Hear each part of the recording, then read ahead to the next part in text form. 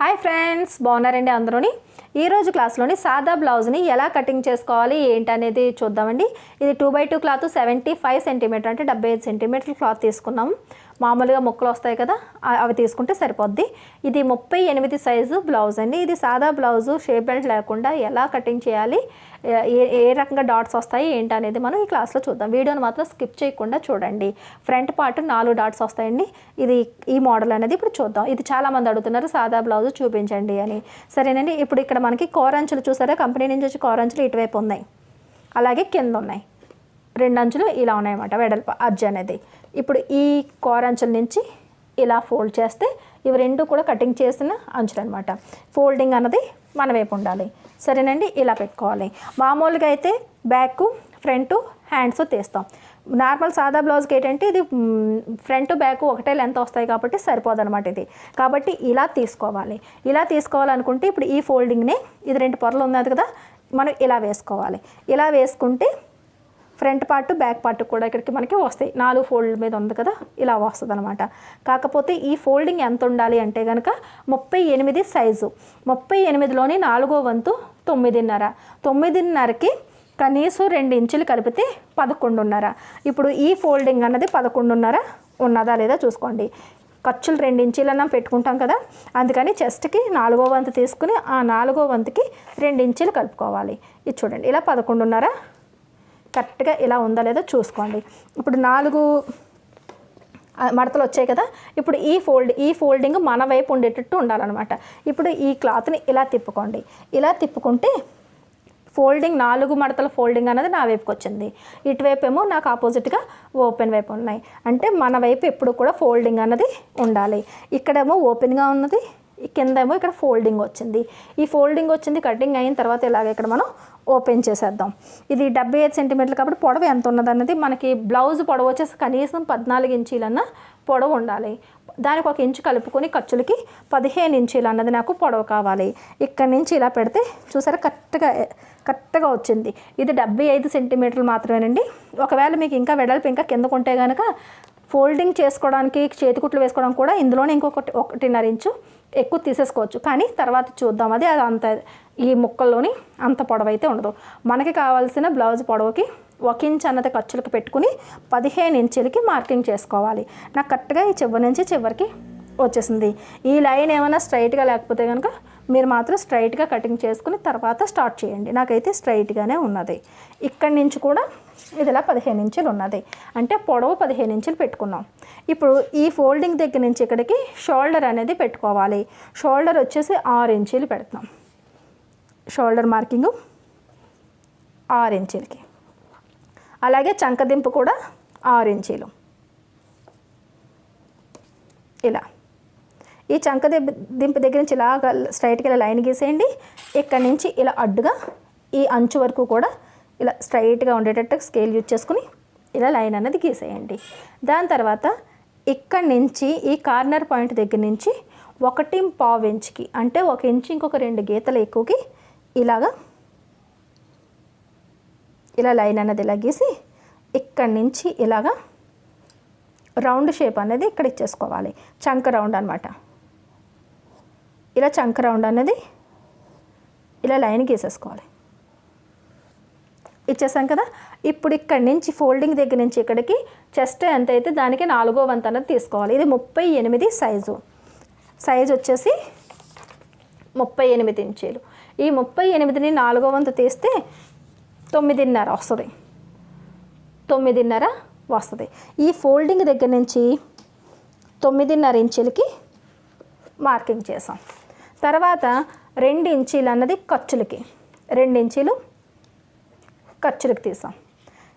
అదే రకంగా నడుము దగ్గర కూడా కరెక్ట్గా 9.5 తీసేసుకోండి. తర్వాత 2 ఇంచీలు ఖర్చులకి. ఇప్పుడు ఇక్కడి నుంచి ఇక్కడికి ఇలా స్ట్రైట్గా ఇలా లైన్ అనేది గీసేయండి. దాని తర్వాత ఇక్కడి నుంచి ఇక్కడికి లైన్ గీసేయండి. ఇక్కడ వరకు మనకి కుట్టు రావాల్సిన ఫిట్టింగు, ఇక్కడ ఎక్స్ట్రాగా 2 ఇంచులు మనకి ఖర్చులకని తీసుకున్నాం అనమాట. ఈ బ్లౌజ్కి నడుము వచ్చేసి 32 ఇంచీలు. కానీ ఇది స్టిచ్చింగ్ చేసేటప్పుడు కొలుచుకొని ఫిట్టింగ్ అన్నది చేసుకుందాం. సరేనండి, ఇంతవరకు అయింది కదా. ఇప్పుడు మెడ వెడల్పు వచ్చేసి 2.5 ఇంచీలు. మెడ వెడల్పు 2.5 ఇంచులకు పెట్టాను. ఇక్కడి నుంచి బ్యాక్ సైడ్ డీప్ వచ్చేసి 8.5 ఇంచీలు, బ్యాక్ సైడ్ డీప్ 8.5 ఇంచీలు పెడుతున్నాం. ఇక్కడ 2.5 కదా, ఇక్కడ 3 ఇంచీలకి ఇక్కడి నుంచి ఒక అరించ్ అనేది ఇక్కడ కలుపుకోవాలన్నమాట. అంటే మెడ వెడల్పు 2.5, ఇక్కడేమో 3 ఇంచీలు. 3 ఇంచీలకి పెడితే రౌండ్ అనేది బాగా తిరుగుతుంది అన్నమాట. ఇక్కడి నుంచి ఇలా ఇక్కడ ఇలాగా రౌండ్ ఇలా ఇచ్చేసుకుందాం.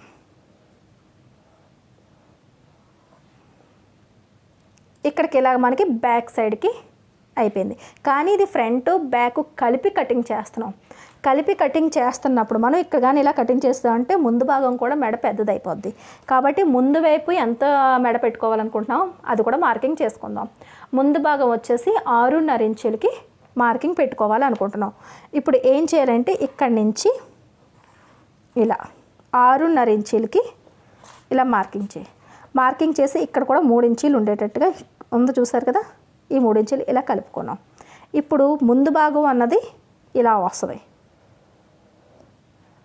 రౌండ్ అనేది ఇలా వేస్తాం. ఇది ముందు మెడ, ఇది వెనక భాగం. కటింగ్ చేసేటప్పుడు మనం మెడ అనేది తర్వాత కటింగ్ చేద్దామండి. ఫస్ట్ ఇక్కడి నుంచి ఇలా తీసేయండి.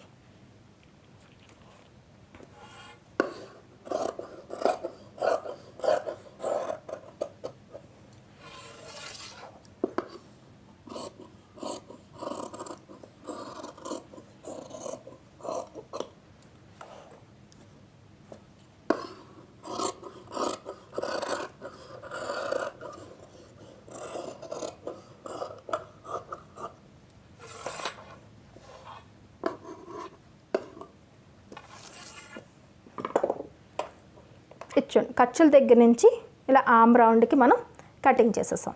కటింగ్ చేసిన తర్వాత ఇక్కడ ఫోల్డింగ్ ఉంది కాబట్టి ఇలా ఓపెన్ చేసి ఈ ఫోల్డింగ్ని తీసేయండి.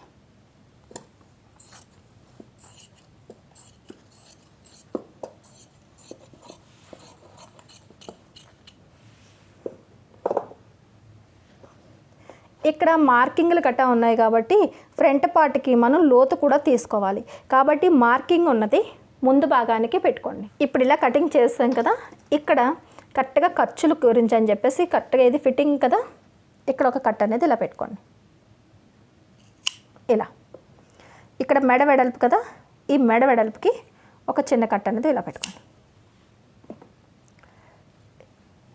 ఇప్పుడు ఇక్కడ లోతు అనేది తీయాలి. మార్కింగ్ ఉన్నది ముందు భాగానికి పెట్టుకోండి, మార్కింగ్ లేనిది వెనక భాగానికి పెట్టుకుందాం, ఈజీగా ఉంటుంది అన్నమాట. ఇప్పుడు ఇక్కడి నుంచి ఒక అరించ్ అన్నది ఇంకాని ఈ గీత దగ్గర నుంచి అరించ్ అన్నది కిందకి డౌన్ చేయాలి. అంటే 1.5 ఇంచుకి మనం ఈ లోతు తీసుకున్నాం కదా, ఇప్పుడు 3.5 ఇంచుకే లోతు తీయాలి. ఇలా తీస్తే ఇది ముందు భాగానికి తీస్తామన్నమాట.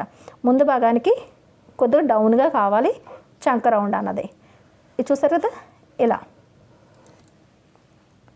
ఇప్పుడు తర్వాత కటింగ్ చేసుకోవద్దు. ఇప్పుడు కానీ కటింగ్ చేశారంటే 4 పొరలు కూడా కటింగ్ అయిపోతాయి. ఇప్పుడు ఏం చేయాలంటే ఇది ఇలా ఓపెన్ చేసి ఈ ఫోల్డింగ్ ఉన్న ఈ మధ్య ఒక భాగాన్ని తీసేయండి.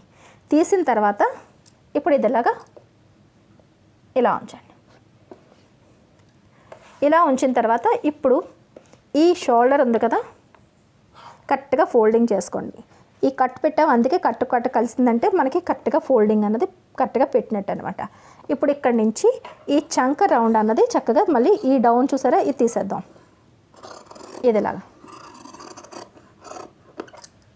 దాని తర్వాత ముందు మెడ ఎప్పుడు కూడా పైకి ఉంటుంది కాబట్టి ఈ మెడని కటింగ్ చేసేద్దాం.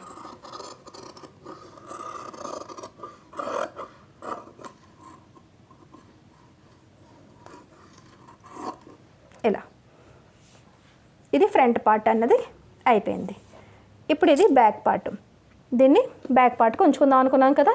ఇప్పుడు కరెక్ట్గా ఈ మెడ వెడల్పు అన్నది కటింగ్ అనేది ఉంది కదా, నాకైతే మార్కింగ్ కనిపిస్తుందండి, కొద్దిగా ఇక్కడ వరకు కనిపిస్తుంది. కానీ మళ్ళీ మీకు చెప్తాను చూడండి.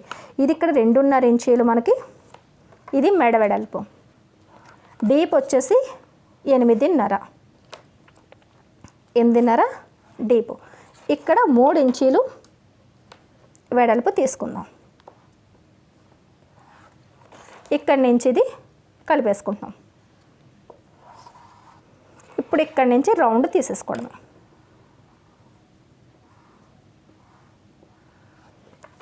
ఇప్పుడు కటింగ్ చేస్తే ఇది వెనక భాగం ఉంది, కటింగ్ అయిపోద్ది.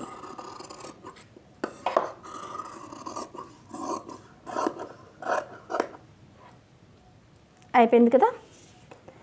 ఇక్కడ మనకి ఇది ఇలా ఓపెన్ అయిపోద్ది, ముందు భాగం కాబట్టి ఇది ఇక్కడ ఇలా ఓపెన్ అయిపోతుంది. ఇక్కడ హుక్స్లు తాళ్ళు అనేవి వస్తాయి. ఇంతవరకు అయిపోయింది కదా. ఈ డాట్స్ ఎలా పెట్టుకోవాలి ఏంటనేది మీకు నేను స్టిచ్చింగ్ వీడియోలోని చూపిస్తాను. 4 డాట్స్ వస్తాయన్నమాట. ఇప్పుడు ఇది బ్యాక్ సైడ్కి ఈ ఆర్మ్ రౌండ్ ఉంది కదా, ఈ ఆర్మ్ రౌండ్ని కొలుచుకోండి హ్యాండ్స్ కోసం. ఇలా ఆర్మ్ రౌండ్ అన్నది కొలుచుకుంటే ఇంచుమించులోని పావు తక్కువ 11 ఇంచీలు వచ్చింది. దానికి 1 ఇంచు తగ్గిస్తే పావు తక్కువ 10 ఇంచీలు వస్తుంది. ఇప్పుడు హ్యాండ్ ఫోల్డింగ్ అన్నది అంత ఉండాలన్నమాట. ఇప్పుడు మనం కటింగ్ చేయగా మనకి ఇక్కడ ఈ క్లాత్ మిగిలింది, ఇటు ఫోల్డింగు ఇటేమో ఓపెన్ ఉంది. దీన్ని ఇలా 4 మడతలు పెట్టి ఇక్కడ మనం తీయాలి. అంటే ఇలా ఒక పావు తక్కువ 10 ఇంచీలన్నా సరే మనకి ఇక్కడ కావాలన్నమాట. అంటే కనీసం నాకు 2 ఇంచీలన్నా తగ్గుతుంది. అంటే 4 వైపులా కూడా మనకి 4 అంచులకి కూడా మనకి ఖర్చులు వస్తాయి. కాకపోతే హ్యాండ్ పొడవు ఎంత కావాలన్నది ఇప్పుడు చూద్దాం. నాకు హ్యాండ్ పొడవు వచ్చేసి 5 ఇంచీలు కావాలి.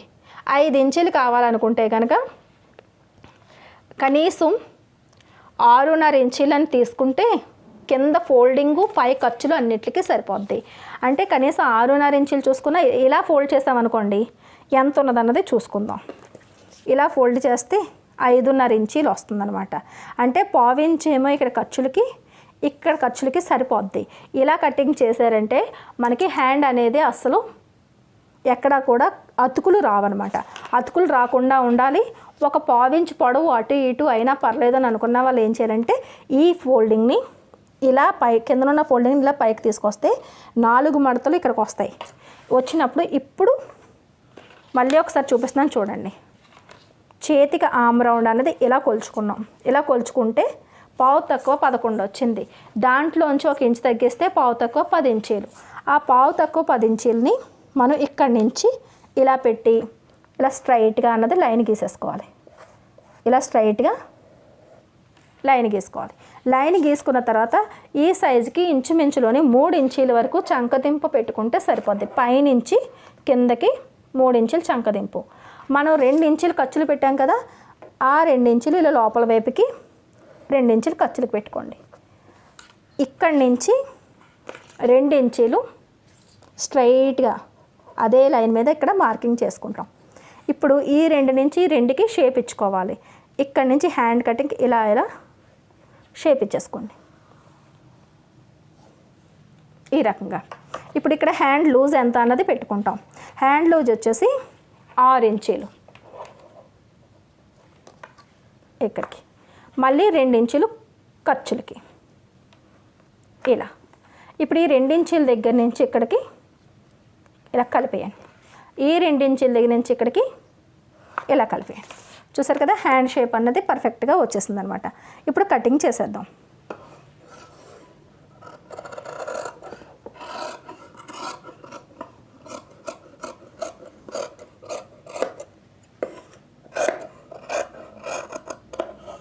ఇలా ఇక్కడ కింద ఫోల్డింగ్ ఉంది. ఈ ఫోల్డింగ్ని ఇలా ఓపెన్ చేస్తే మనకి 2 హ్యాండ్స్ వస్తాయి. చూసారు కదా, ఇక్కడ సెంటర్లోనే ఒక కట్ పెట్టండి. ఎక్కడా కూడా మనకి అతుకులు అనేవి రాలేదు. ఇప్పుడు ఇక్కడ మనకి ఇలా స్ట్రైట్గా ఉంది కాబట్టి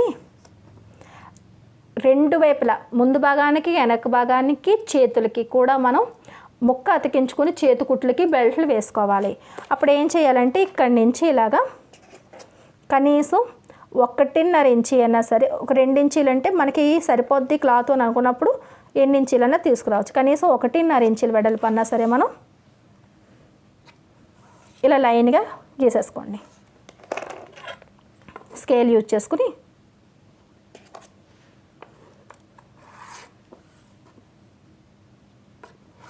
ఇలా మళ్ళీ ఇంకొకటి 1.5కి ఎన్ని ముక్కలు అయితే వస్తాయో నేను అన్నీ తీసేసుకుంటాను.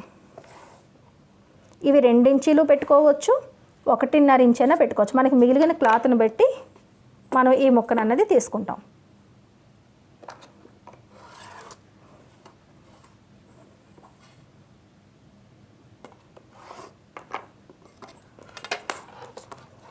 మళ్ళీ ఇంకొక 2 తీసేసుకుంటే మనకి ఇంకా తక్కువ రావన్నమాట. ఇంక ఈ ముక్కలతోనే మనకి సరిపోతాయి.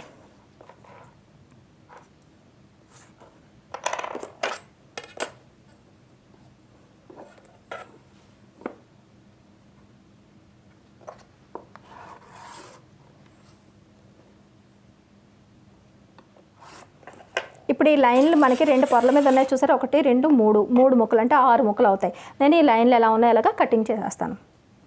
ఈ ముక్కలు ముందు భాగానికి వెనక భాగానికి చేతులకి కూడా మనకి బెల్ట్లకి వచ్చేస్తుంది. ఇది మనకి ఇది చిన్న చిన్న ముక్కలు ఉన్నాయి కదా, సరిపోద్ది, ఇది పనిచేయదు. తర్వాత ఈ మెడ ముక్కలు ఉన్నాయి కదా, ఇవి 2 కలిపి హుక్స్లకి తాడులకి రెండిట్లకి కూడా మనకి పనికొస్తుంది.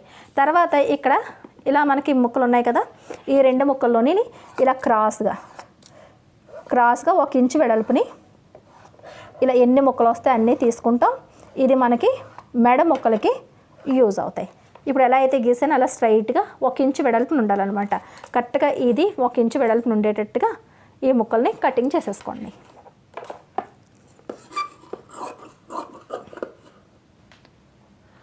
ఇలా క్లాత్కి క్రాస్గా ఇలా ముక్కలు అనేవి మనం కటింగ్ చేసేసుకున్నాం. ఇవి మెడ ముక్కలకు వస్తాయి, ఇవి బెల్ట్ ముక్కలకు వస్తాయి.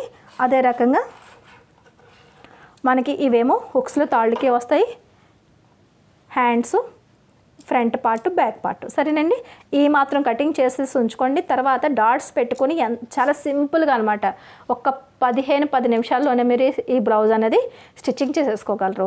వివరంగా స్టిచ్చింగ్ అన్నది డాట్స్ అనేది సపరేట్గా నెమ్మదిగా చెప్దామని చెప్పేసి నేను స్టిచ్చింగ్లోని డాట్స్ మార్కింగ్ పెడతానండి.